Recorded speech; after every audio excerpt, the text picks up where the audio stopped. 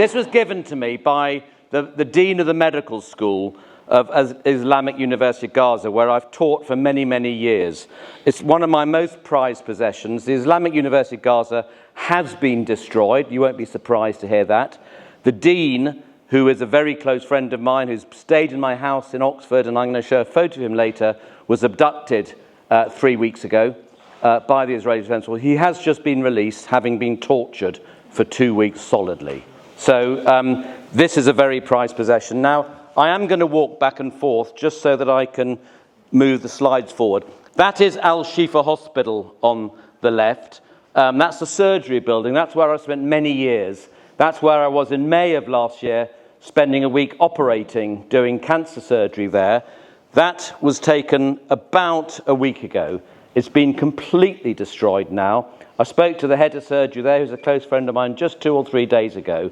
The last I heard, there were 160 patients in the hospital. No one knows what's happened to them other than presuming they're all dead now. So that's Al-Shifa Hospital, and I'm going to talk a bit about that again later. So I had the privilege of going to the US a few weeks ago as part of a delegation, a 4-person delegation of doctors, 3 US doctors myself. All of us had been on the ground in Gaza, and we spent a few days in New York at the United Nations talking to all the member states of the UN except the US. They wouldn't see us.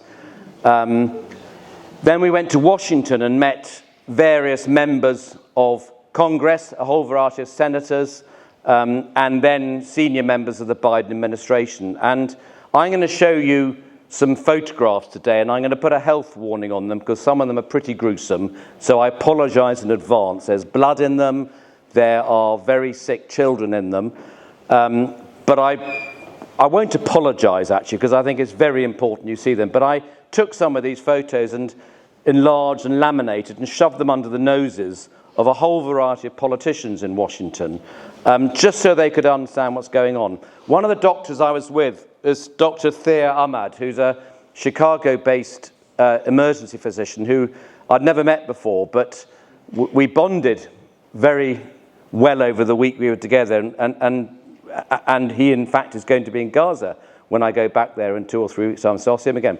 Anyway, I hadn't realised that CNN have a quote of the day. He was interviewed by CNN. We all did a whole load of interviews during the week we were there, and his quote was CNN quote of the day, and you can read it there. He said, "What was it like in Gaza?" Very quick, short answer. It was apocalyptic, it was horrific, it was miserable. And that really sums up what Gaza is like. Now, forgive me if you know all this. I didn't know all this when I started going to Gaza, so I'm assuming not everyone has a really firm grasp. And I thought I'd just give you a very brief outline of maybe the history and perhaps why Gaza is like it is at the moment. So the top graph is the British mandate. As I said in Kinsale the other day, you lot know as well as anyone how much the British have to answer for. But they have a lot to answer for in Palestine. Perhaps the main protagonist of what's going on now historically. At the end of the First World War, the Ottoman Empire ended, and the land we now know as Jordan and Palestine was divided. Palestine was the land to the west of the Jordan River and the Dead Sea, and Transjordan, the land on the left. At the end of, or in the sort of mid-40s, the British got fed up with all the hassle over there, handed it all over to the United Nations. And you'll be very familiar with the UN partition plan, was to split up the land into an Arab state and a Jewish state. And you see that on the left-hand side, and you can see the brownish land is a significant part of the land was meant to be given over to the Arabs. The minute Israel was formed, within days almost, there started a war of independence, and the result of that was that Gaza, bottom left-hand corner, ended up being occupied by Egypt, and the West Bank being occupied by Jordan, and all the white areas Israel. Move forward to the 1967, the Six-Day War, and you'll be very familiar with that. They took a lot more land as a result of that, took the whole of the Sinai, they took the Golan Heights as well, and they took back Gaza and the West Bank. After the Israel-Egypt peace treaty, the borders became more defined. But look at this graph here, because this really shows how much land has been lost by the Palestinians over the years. That was pre-formation of Israel. The next one is the UN partition plan. And you see a lot of land was meant to be afforded to Gaza as part of the UN plans. After the Six-Day War, it's diminishing. 20% of the land, they had almost half in the UN plans, down to 20%. 2010, look at all these settlements developing in the West Bank, down to 10%. And look at this one. This is the build-up of the settlements. You can see on the left hand there. And then, since then, more and more land going to Israeli settlers, down to well under 10% of the original land. And on the left, we put in all the purple lines of the Israeli-only roads that permeate throughout the whole of the West Bank. And anyone who's been to the West Bank, and I suspect a lot of you will have been there, Hebron is a perfect example. Hebron is full of roads down which no Arabs can go, only Israelis can go. And so you may have to travel many miles to go to your neighbour who's actually physically only 50 metres away. So the land they've got now is a small proportion of what they used to have. Now, again, it's a small country, Gaza. It's 25 miles long. There used to be a Gaza marathon. I think the last time that was run was in 2005.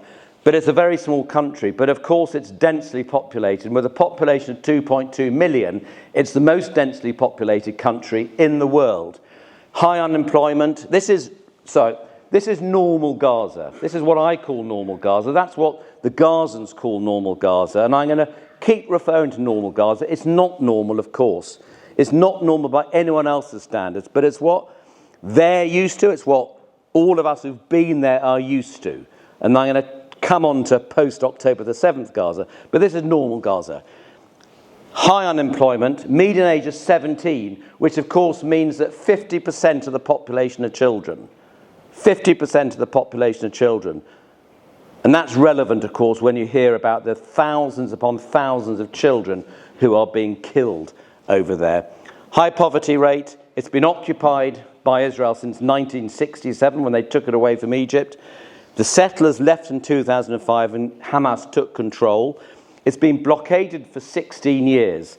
And it's effectively a large prison. Now, initially, I just put large prison on there, but it's not actually a prison, because in prison, prisoners get visitation rights. Whereas in Gaza, they don't get that. So it's more akin to a concentration camp, many of us would argue. Again, we're talking about normal Gaza, remember. We're not talking about October the 7th yet. Normal Gaza, the healthcare service has always been very challenging. Every time I go there, every time anyone else goes there, it's a challenging place to work in. And there are many determinants of poor health in Gaza which are beyond their control. And I've divided them into social, medical, and of course violent conflict. Now, before I describe that, it's really important to understand that the WHO definition of health requires human security. A nation cannot be healthy unless it's secure. And Gaza, of course, has had no security for decades now. So it's inherently an unhealthy place. And we'll talk more about that when we talk about the lack of resources going in. 99.5%, if not more, of Gazans have never left Gaza and have not been able to leave Gaza. And the economy is largely disabled by Israeli control. It's an occupation under military control. There's extreme poverty and unemployment, as we've heard about. Always food insecurity, even in normal Gaza. Poor water availability and quality, poor sanitation. We've talked about the inability to travel. And, of course, there are constant energy and fuel insecurity. And I've been on many occasions when sometimes there's 2 or 3 hours of electricity a day. And if you haven't got your own generator, you're in darkness. So there are many social factors making it difficult to maintain normal health. What about medical? Well, you won't be surprised to hear that. There's a chronic shortage of drugs and medicines and disposables. Malnutrition is always permeated through Gaza, but as I'll come on to later, it is much, much worse now. And there is now imminent famine in the north of Gaza, which is no longer a problem, by the way, that can be dealt with by giving food parcels. Incidentally, the first lot of airdrops of food parcels had loads and loads of microwave food parcels. Just imagine that, eh? The famine cannot be treated by food. It is an acute medical condition. They need inpatient medical care. And they, of course, are not getting that. Inadequate capacity, there's not enough staff. The staff that do work there, many of them, my friends, often work for 6 months or more with no pay whatsoever. All the doctors and nurses I met in Al-Aqsa a few weeks ago, many of them my friends from before, had not been paid for many, many months. Many of them had been working in Shifa Hospital. They got displaced. They just turned up at Al-Aqsa saying, we're here to work, put us to work. Quite remarkable people. And I'll come back to that theme. They are the most inspirational people I have met in my life. They are utterly awesome, and what they've been through, we'll come on to that later. Outdated medical equipment, denials of treatment referrals. So the Israelis do let patients leave Gaza, and up to 100 sometimes go out through Erez every day, going mainly to the West Bank, to Al-Maqasid Hospital or other hospitals, sometimes to Jordan, and even a few of them get treated in Israeli hospitals. But it is a small proportion, a very, very small proportion of those that need to go. And of course, there's a very laborious process in getting out, requiring many weeks, if not months of delays. And if you need, for example, urgent radiotherapy for your cancer, if you wait 3 months to get your permit, then the radiotherapy is highly unlikely to be as effective as it might otherwise have been. So many delays, and 33% of the requests are turned down, and 62% of family companions are turned down. And that includes parents. So babies, little children in the past have been given permission to go, but their parents haven't been given permission to go. Barbaric. Lack of specialists, difficulties getting in and out. It's a huge palaver getting in and out. And of course, multiple disabilities. Multiple. During the Grand March of Return, since 2018 until about 2022, every Friday there would be many, many youths from Gaza going to the border to protest. They were deliberately targeted and shot by snipers, but they weren't killed, most of them. They were deliberately targeted into their legs, using high-velocity missiles, destroying their legs, and creating a huge burden on the healthcare system for reconstructive surgery. This is Hamis. I'm going to show another picture of him later. Very, very good friend of mine. He's been to our house. He's met my wife, Fanula. He's met my kids. He has been frightened by my dogs. And he's a lovely, lovely man. He ran this hospital until 2014. And this is the picture I took of it, perhaps in 2012, when I visited. He was a rehabilitation expert. This hospital was for people who had severe brain injuries or severe spinal cord injuries, mainly from trauma, of course. And it was a beautiful hospital, a real oasis of calm in this country, and he ran it. In 2014, Operation Protective Edge, it was destroyed. It was razed to the ground. They've been destroying hospitals. We've heard earlier from Christina about the deliberate targeting of hospitals. I'm going to come back to that theme repeatedly. They've been doing this for many, many years. Let us not believe this is the first time they've done that. They destroyed this hospital. And when I went back there, the beginning of 2015, just after the war had ended, and bear in mind, this was a huge war, but there were 2,000 people killed. Again, dwarfed by what's going on now. This is that same hospital. This is Hamis, my very good friend, standing exactly where his office had been.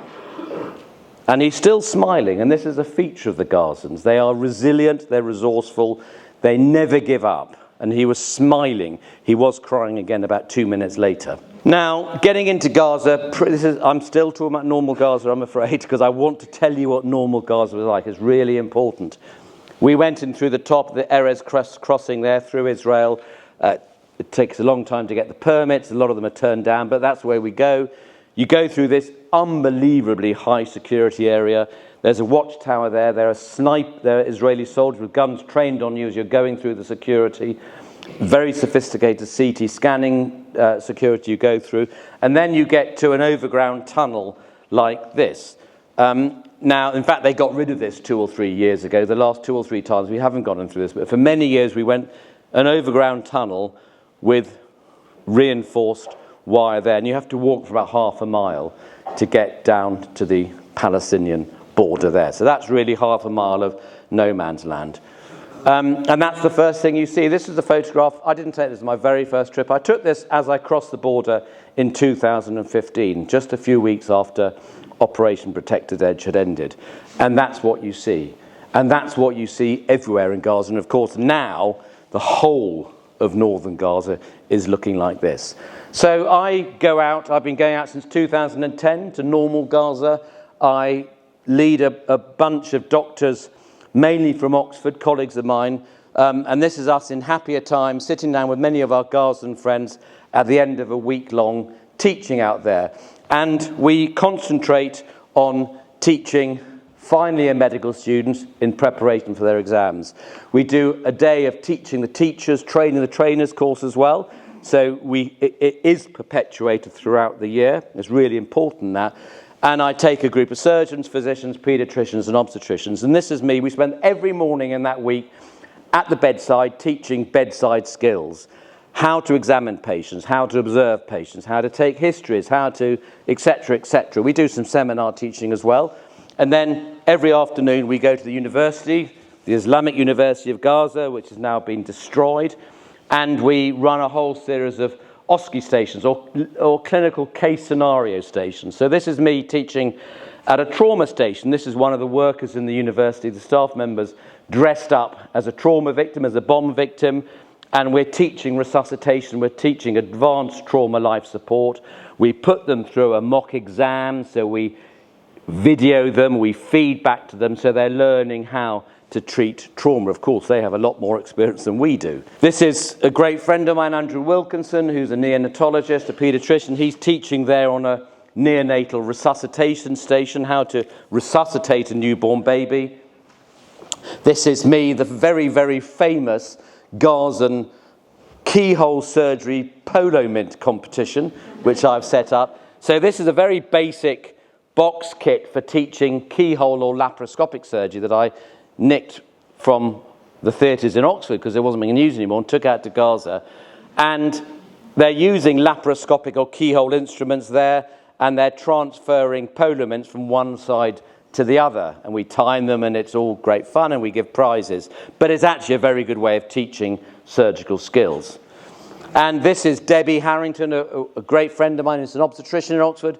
She's been out to Gaza many times. She was out with me just a few weeks ago in Al-Aqsa Hospital. This is her teaching using an obstetric model of obstructed labour. And you can see a cord prolapse there, and teaching the students about how to deal with obstetric emergencies. So we've been doing that now for nearly 15 years. And as I said, we do a training the trainers course so that we have teaching assistants who learn from us, and they continue that out throughout the year. So it is something that's continued by them. And I should say that when I started going out, I went to the West Bank initially in 2005, 2006, 2007. The Gazan medical students are wonderfully bright, just as bright as the medical students I teach in Oxford, probably brighter, some of them actually, but really bright. And if you ask them for, 25 causes of acute pancreatitis, they will reel them off like there's no tomorrow. If you ask them, if you say, can you describe how you'll examine someone's thyroid gland, they will describe it beautifully. Ask them to do it, and they wouldn't have a clue. So they had virtually no clinical teaching before then. Now, there are some brilliant teachers in Gaza, but through a combination of those teachers, the teaching assistants, and the input we've given, they're now really good clinically, and it's transformed what they can do. Now, as well as all of that, I have a strong relationship with Medical Aid for Palestinians. They're a wonderful UK charity. I am going to ask you for money later. I'm going to show you a QR code so you can donate money, so don't think you're going to get away without spending money today.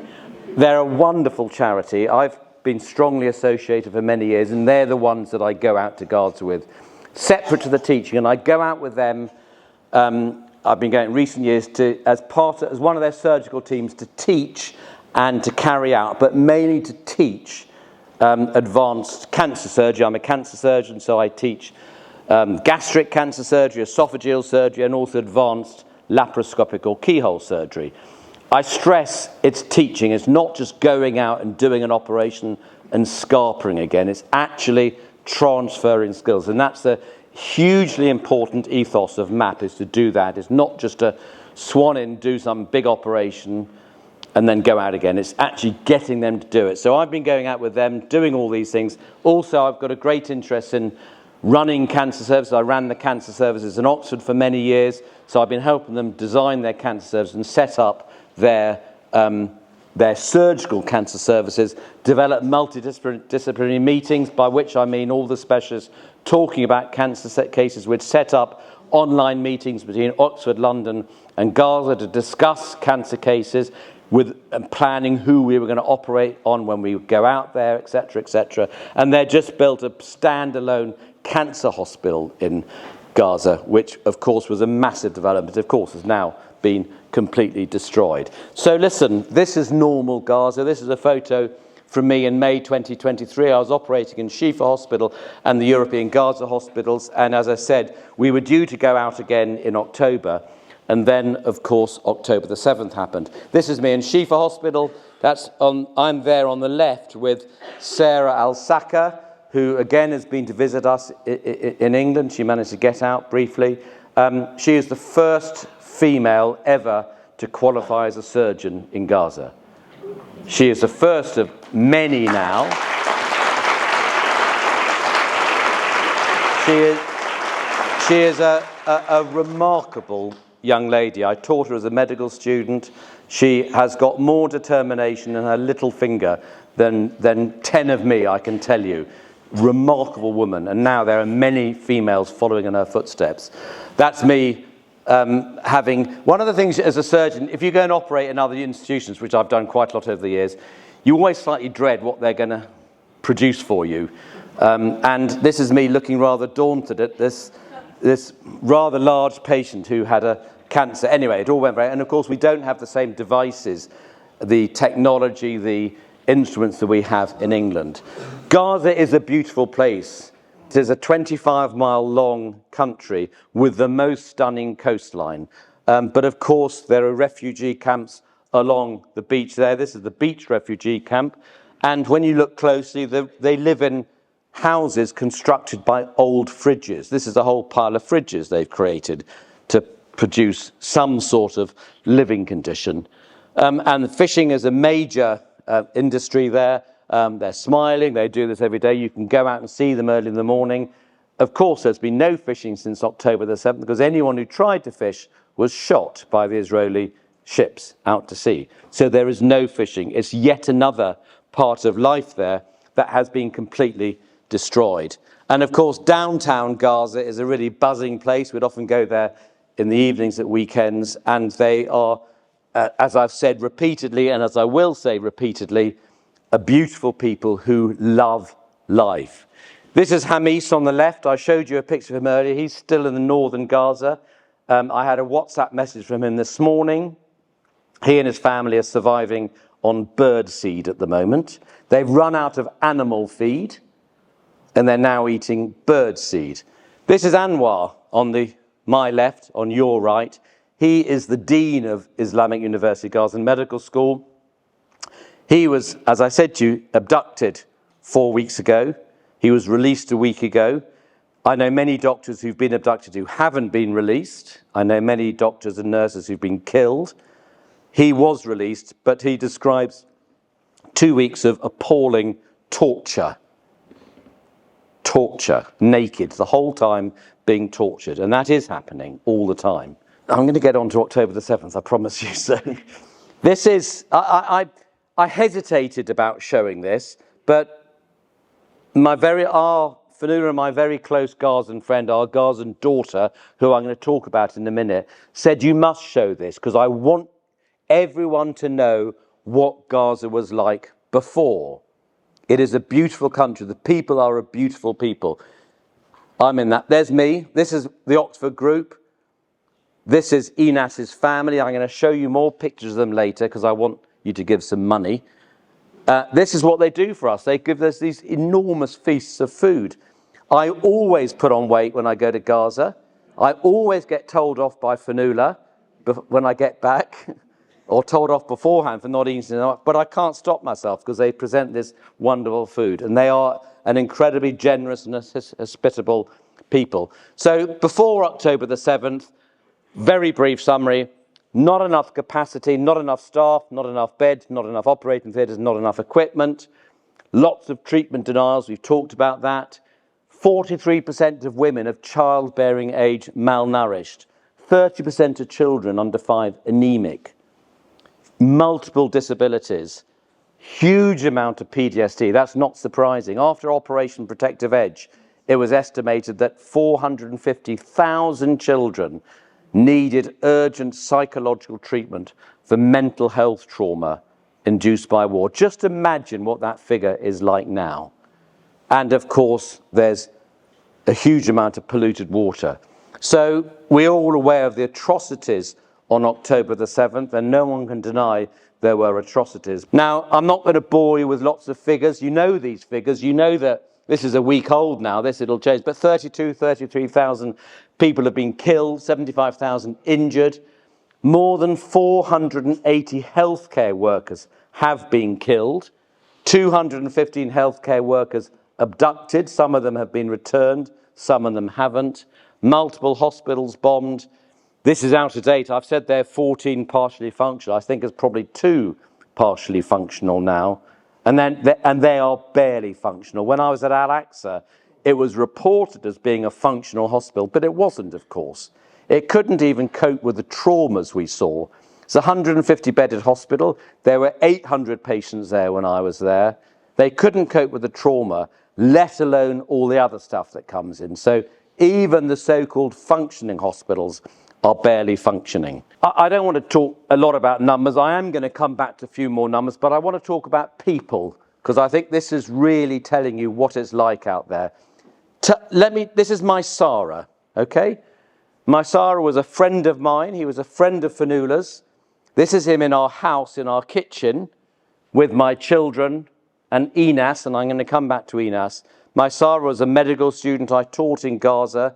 I met him in Gaza a lot. I ate with his family there. He got a scholarship to come out and to do a master's in England. He visited us. He then went back to Gaza to work for Médecins du Monde. And on November the 7th, he was killed. Sorry, I always get emotional when I get to this point. Sorry. He had just got married. I never met his wife. He just got married. And his wife popped out to the shops. His brothers were out, and an Israeli jet supplied to them by America bombed their house with bombs provided to them by America and killed my Sarah, killed his parents, killed his sisters. His brothers came back. They then spent 2 days solid, day and night, searching through the rubble to try and find my Sarah and his sisters and his parents. After 2 days, another Israeli jet provided by America bombed them with bombs provided by America and killed them. So my Sarah's wife, whose family had already been killed, has been left alone with no family at all. Now, when I was in Gaza a few weeks ago in January, I spent time with Khaled, who was my Sarah's best friend. He worked for MAP. He was helping to look after us. And I know Khaled from many visits in the past. And Khaled was talking to me about my Sarah with tears streaming down his face. And he said to me he'd had a conversation with my Sarah a week before he was killed. And my Sarah had told Khaled that he expected to be killed, but his greatest fear was not being killed. He expected to be killed. His greatest fear was being killed and being left buried under the rubble without being given a proper burial, a proper funeral. So Maisara's body is still under the rubble. It's still not been discovered, and he's still not had a proper funeral. This is one story. There are many, many thousands like this, and the 34,000 who are reported to have been killed is almost certainly much, much higher, because there will be many thousands who are still buried under the rubble and remain unreported. Now, we know these figures about children. This is out of date. There's 14,000 children now. More children killed since October the 7th in Gaza than in all the other conflicts in the world over the last 5 years. Isn't that an appalling statistic?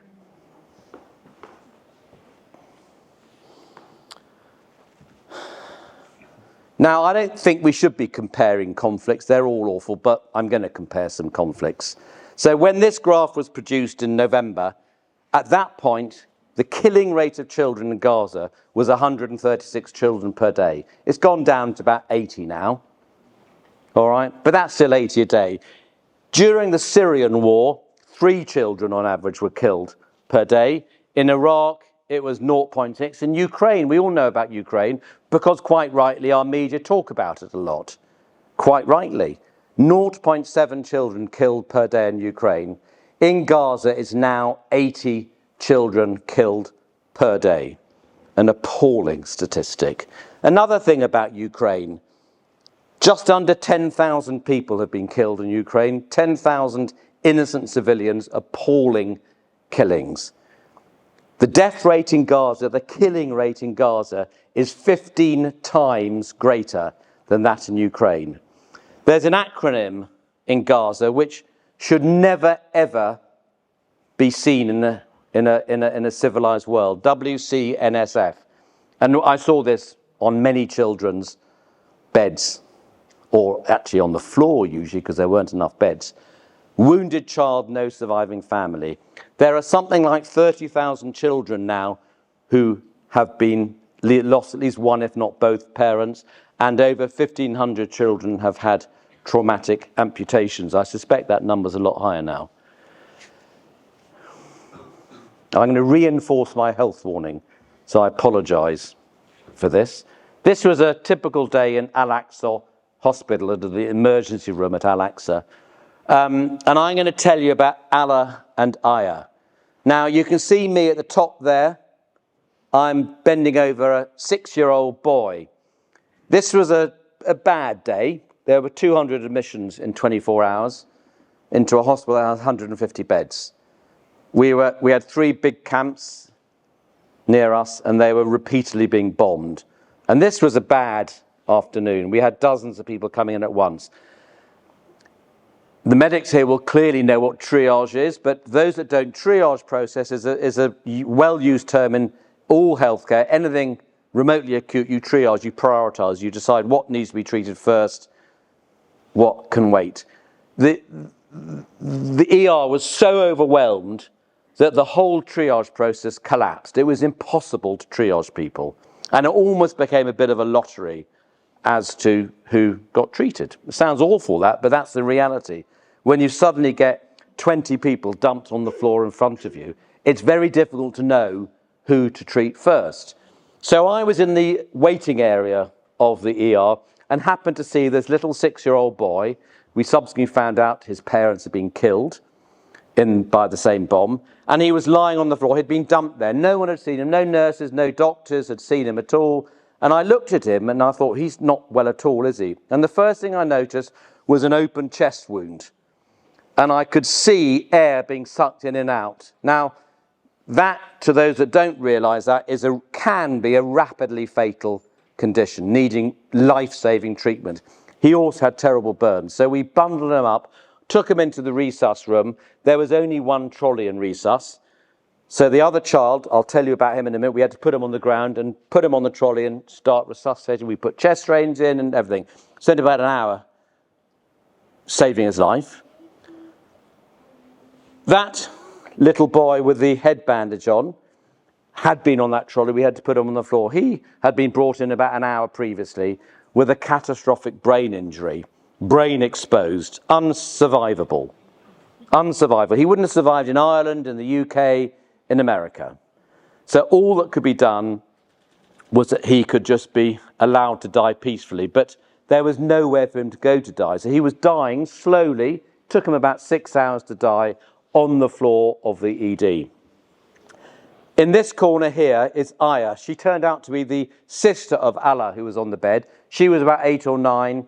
She didn't have life-threatening injuries, but she had a really bad fractured leg, which was very displaced. And when you've got a displaced fracture, it compromises the blood supply. So you've got to straighten that out really rapidly. Now, in Ireland, in Cork, in Oxford, in anywhere, you do that under general anaesthetic very rapidly, but you do it. We had no morphine that day, no pain relief to give at all that day. So the orthopaedic surgeon had to come and straighten her leg without any pain relief at all. And I can still hear the screams. Apologise for this. I know this is upsetting, but I think it's important. People know what's going on. I've written down there, and 3 hours later. So 3 hours later, we were pretty shell-shocked by what was happening. Another 8-year-old girl came in, and she had awful burns. I still have nightmares thinking about her face. Her burns were so bad that you could see her facial bones through the burnt flesh. She was in agony, and she was dying. She wouldn't have survived anywhere in the world. The rest of her body was severe burn, so there was no chance of survival. So all we could try and do was keep her comfortable, let her die peacefully. As I said, we had no morphine that day. We couldn't give her any pain relief, so she was in agony. She couldn't die in private. There was nowhere for her to go. So she was lying on the floor in a corner of the emergency room, dying in agony. And there were many examples like that. So I apologise if this is upsetting. It's upsetting to me. But I made a decision, rightly or wrongly, that I want to tell people about these things. So the healthcare system has been completely disabled. In many hospitals, no electricity, no fuel. You've all heard stories, particularly at Shifa Hospital and Nasser Hospital, of fuel running out, ventilators not working, people suffocating, people who were on ventilators dying, babies who were in incubators dying. No drugs often, no blood products often, sometimes no surgical gloves, sometimes having to clean surgical gloves between operations because there were no new gloves. Often no dressings, often no sterile drapes. One day we had no sterile drapes in theatres. So we had to make our own out of sterile dressings and gowns and things like that, just to try and keep a sterile field. Triage has collapsed, as I've mentioned to you. Doctors and nurses working flat out, 24 hours a day, 7 days a week, exhausted mentally and physically. I'm often asked how it's affected me, and I don't like answering that, because however it's affected me, it is nothing compared to what those doctors and nurses have gone through, who've been living this for 6 months now, and often not knowing if their families were dead or alive, not being able to contact them, not knowing they may be dead. I know one doctor who was on duty when his family came in, brought in, killed, dead. Can you imagine what that was like? And the other thing is gross overcrowding. And Shifa Hospital, which has got about 600 beds, there were 70,000 people in the hospital or the immediate surrounds. And Al-Aqsa Hospital, capacity of 150 beds, there were 20,000 people around the hospital and the streets around about. Every single square foot of the hospital was covered with people, patients and their families, most of them on the floor.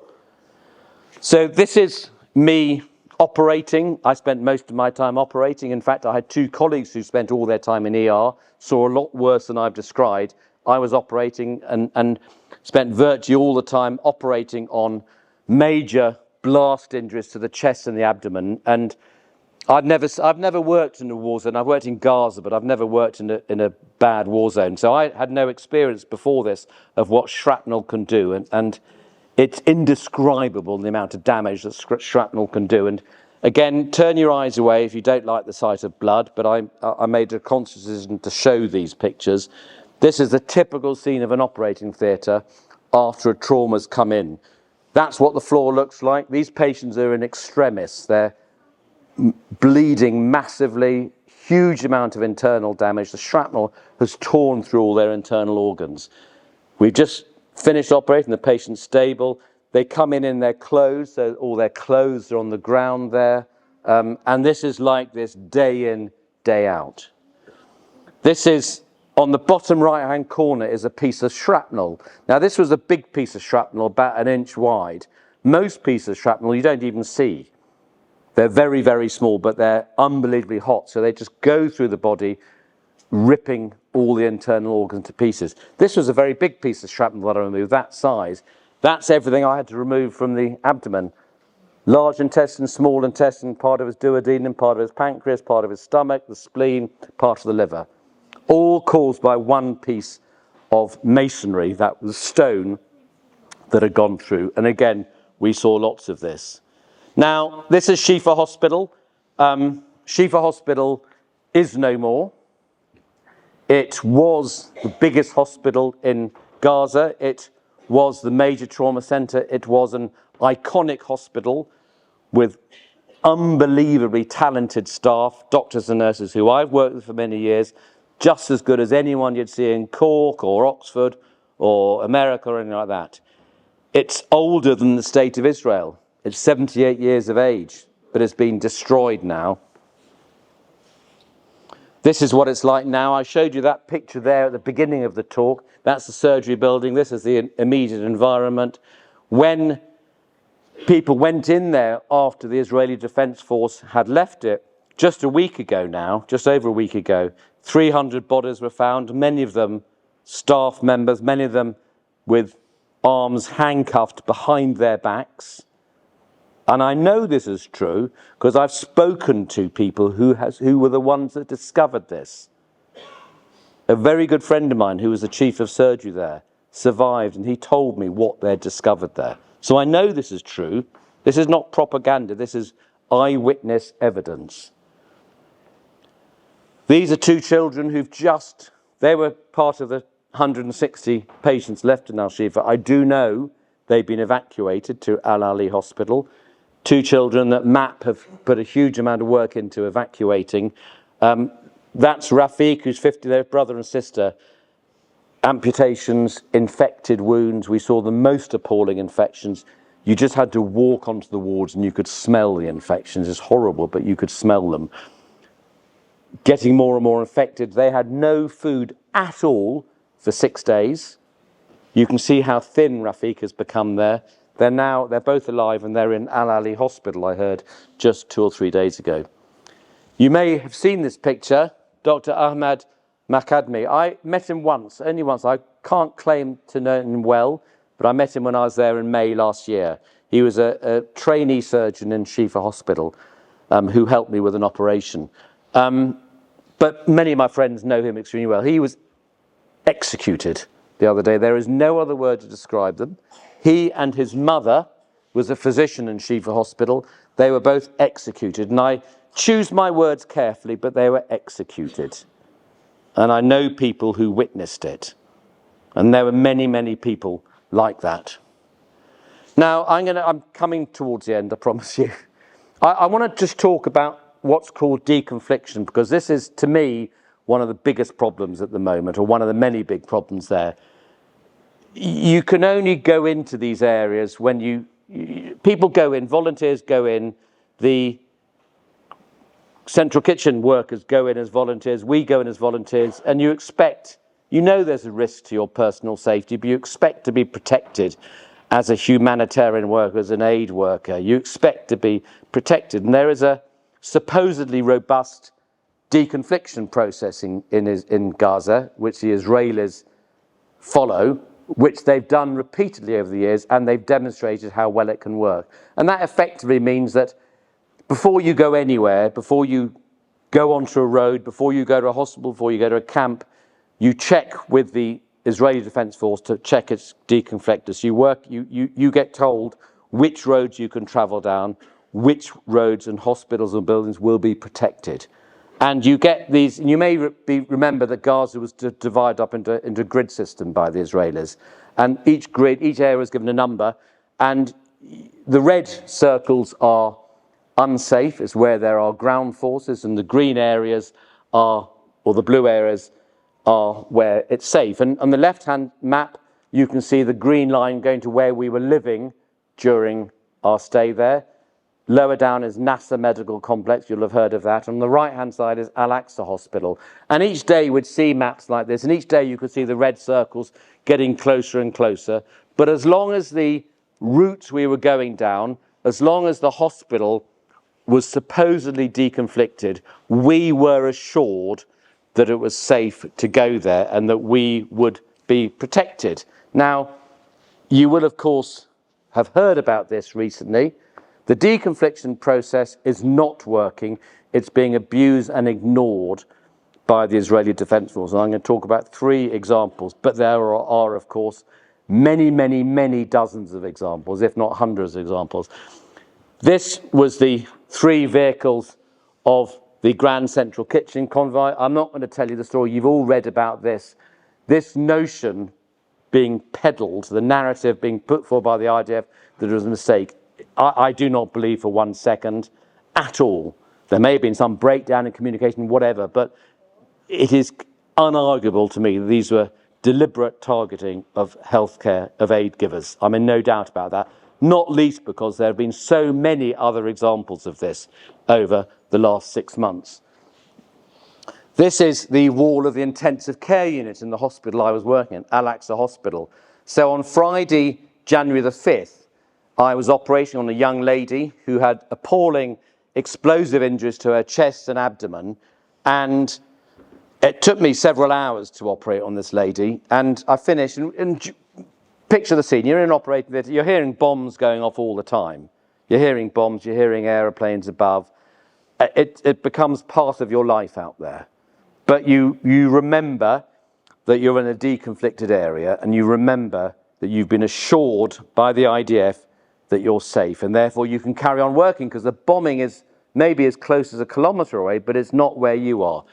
I came out of the operating theatre to hear immediately that the intensive care unit, which was about 10 metres away, had been targeted by an Israeli Defense Force missile. And this is a huge hole in the wall of the intensive care unit. No one was killed, but they had clearly deliberately targeted a hospital that they knew were patients, doctors, and for what it's worth, a load of foreign healthcare workers as well. We were forced to evacuate, to withdraw immediately. MSF had a team there as well. They were forced to evacuate immediately.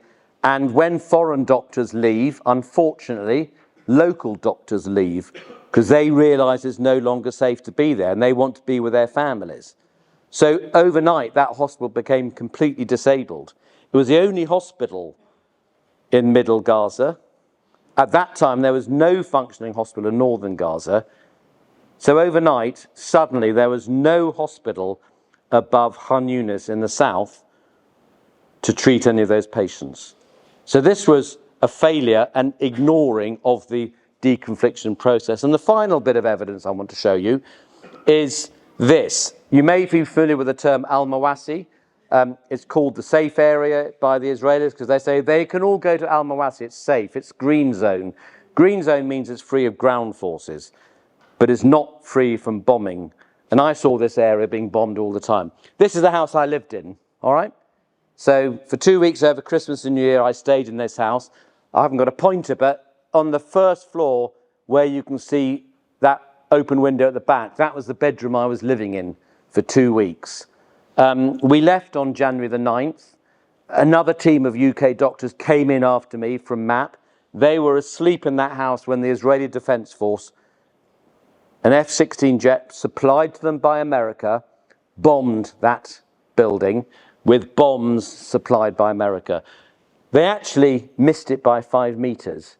Now the error, I understand, I know nothing about munitions, but my understanding is the accuracy is so great that they are usually accurate to within 5 or 10 meters. So this was unequivocally aiming at the house. Luckily, no one was killed. They were all injured. They all had to be evacuated, but no one seriously injured. And this was a deconflicted area. This is where the Israelis knew we were there. every single day they were told this is where the MAP staff are staying. And again, it's another example of them targeting a compound where there were healthcare workers living. I went and met Lord Cameron, the Foreign Secretary, to talk to him about this. And he assured me, and I believed him, I know he's done this, he would take it up at the highest levels in the Israeli government. And so far, we've had 6 separate explanations as to how this has happened. All different, all lies. The first one, of course, was, well, it was collateral damage. They were aiming for the building next door. The nearest building to this is 200 metres away. So they lie. They lie. They target it directly. There is no doubt about that. Famine. I'm going to talk about this. I'm probably talking for longer than you asked me to, so I apologise, but I will carry on.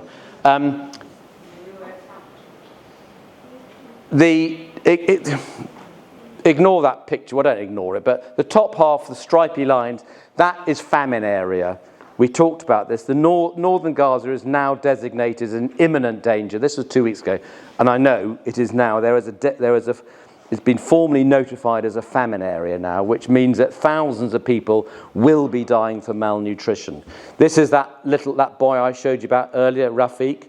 This, of course, is a man-made famine. This is not a natural disaster. This is a man-made famine. And malnutrition is worsening at a quicker rate than anywhere ever seen in the world before. Ever seen anywhere in the world before. And this is not me saying this. This is a United Nations senior official stating that starvation is being used as a weapon of war. And there is no doubt about this. We hear a lot about aid getting to Gaza. We hear about the road channels not being used properly, and that, of course, is true. We hear about airdrops, microwave food. We hear about maritime corridors. But we don't hear much about the problems with distribution of aid. And the biggest problem by far is not getting aid to Gaza, it's getting aid within Gaza. And the distribution is impossible, absolutely impossible, while there's ongoing military activity, because the Israelis are stopping it. They're trying to stop UNRWA completely. There will be no aid distributed if UNRWA collapses completely. No aid at all. So that's the problem. We became very familiar with the term excess deaths during COVID, didn't we? And we hear about 34,000 people having been killed by bombs, but we don't hear so much about people dying from the other diseases. No one's being diagnosed with cancer, let alone being treated for cancer. No one's being treated for kidney disease, for liver disease, for heart disease, for strokes, for diabetes complications, for infectious diseases. There's nearly 100,000 cases of hepatitis A in Gaza now. 250,000 acute respiratory tract infections and people who are malnourished and living outside. So it's been estimated by a really detailed analysis coming out of the London School of Hygiene and Tropical Medicine and Johns Hopkins that if the war continues to escalate as it is, the excess deaths will exceed 250,000, which will dwarf that number of deaths due to trauma. And I've only ever worked in one war zone. It's the only place I've ever worked. I have been out there with people who've worked in every single war zone, and they all say this is the worst they've ever seen. Much worse than Iraq, much worse than Afghanistan, much worse than Yemen. By far the worst they have ever seen. And it is destroying not only the healthcare structure, we've talked a lot about that, but it has destroyed the whole infrastructure. When they go in to destroy Shifa, they don't just bomb the buildings, they go in, they destroy all the laboratory equipment. They go in and destroy the CT scanners and the MRI scanners. They go and find the fuel depots and destroy the fuel depots. They go and destroy all the oxygen tanks. They've destroyed the universities, the schools, the whole infrastructure of the country. They've destroyed the whole infrastructure of the agricultural system, of the fishing system. So the whole infrastructure of the country and society has been destroyed. This is not just about eliminating Hamas. This is about eliminating the whole country and destroying the whole country and making it uninhabitable. Now, I'm going to finish now. This is when I start asking for money, so I apologise. I don't apologise at all, actually. This is Enas, all right? This is Fionnuala, my wife over there. This is our Gazan daughter, we call her. She is a doctor. She was a medical student in Gaza. I taught her for several years at the medical school. She got a scholarship to get out. She's been working in England ever since. She's never been back to Gaza. She's not seen her family. And we've been like a surrogate family for her when she was unwell. Fionnuala was her mother. And she hasn't seen them. And we've been trying to get them out and raising money. This is why we're asking you for money now. But to get them out so that they can meet again. So this is her family. This is me eating yet again in their house, eating their food. This is Omar, who's Enas's little nephew, and this is her beautiful parents, who I consider to be my family as well. I know them so well now. As I said, she hasn't seen her family, so when she got married, she, but more importantly her father, asked me whether I would give her away at her wedding, which I did. When she was pregnant and had her first baby, Fionnuala helped her during her pregnancy. Her parents did manage to get out through Rafah to be there just in time for the birth, and then had to go back again. But she is our family. She's great friends with all my children, and we have been desperately trying to raise enough money to get them out. This is when I was in Al-Aqsa over Christmas and New Year. They travelled up to Al-Aqsa to come and see me. And this is me. This is in between operations in Al-Aqsa Hospital. In the middle picture, you can see Asil, who is Enas's sister, who I know very well. She looked at me with tears streaming down her eyes, say, please, you've got to help us get out of here. They'd been displaced 7 times. Every day they were at risk of being killed.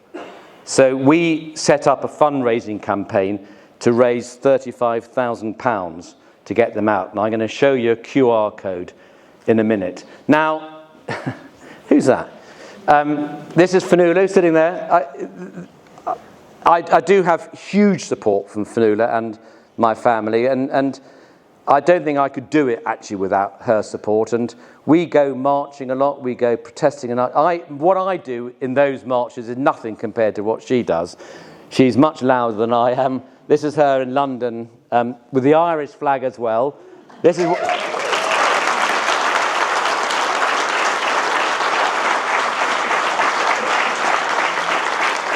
This is why I'm in Cork, because Kinsale's my second home. So I've got a huge family. Fionnuala's family's in Kinsale. We come over as much as we possibly can. When I was in New York at the UN, I met up with the Irish ambassador to the United Nations, who was a terrific bloke. Didn't need any persuading because he was very, very supportive. But he finished the meeting, we were with him about an hour, he said, is there anything I can do for you? And I said, yes, you can get me an Irish passport. Because I haven't got one, and I can't get one, I'm afraid, but he hasn't got one yet. Anyway, so that's Fionnuala. And this is my special place. This is Sandy Cove in Kinsale. That's where we have been this morning, where we go swimming every day. There's Fionnuala and our neighbour and my daughter, and we go swimming with a bunch of mad people every morning there, even in winter. So this is where I come to relax and where it helps me in many ways process everything I've seen out in Gaza. So what can you do?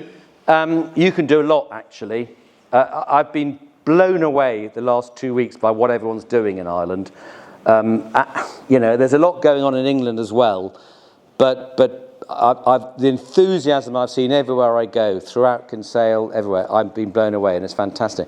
Every single person can do something to help with this catastrophe. Talk, educate. A lot of people are ignorant, don't understand what's going on. Talk to people. Tell them some of the things I've said to you today. Broadcast it. Tell them, make them aware. Speak to your politicians. The UK government, the Irish government aren't going to do this by themselves, but they can put pressure on the US government. They can do that. So speak to them. March, protest, boycott. Apartheid collapsed mainly by civil action. People like you rising up and saying, we are not going to put up with this around the world. And you've just got to see the marches all over the world. The civil activity is fantastic, but carry on, do more and more. You can, of course, donate, which I'm going to ask you to do in a minute, and people can volunteer in many ways. Not many people can go out now. Post-ceasefire, there will be a huge need for people to go and volunteer in a safe environment to go and help and rebuild this country, if there is a country to rebuild. I believe with absolute certainty that whether we're individuals, whether we're society, whether we're governments, whether we're towns or cities, we are all going to be defined by how we react to what's been going on in Gaza. I think this is the biggest thing that's going on in the world at the moment. And I believe every single person can do something to raise awareness, to help improve the situation. So this is where I just finish off by asking for money. MAP UK is a wonderful charity. They need a lot of money. They're getting a lot of money. They're funding all the trips to going in there, sending in loads of aid. So please photograph that QR code and give money, please, to MAP UK. I'll come back and leave this QR code up at the end. And we need 35,000 to get them out. We're up to about 21,000 now. So we're about 4,000 short. I've got some wonderful news, which they've just got out of the country. They're still £4,000 short and need to give that money, but they've managed to get out into Cairo, which is wonderful. But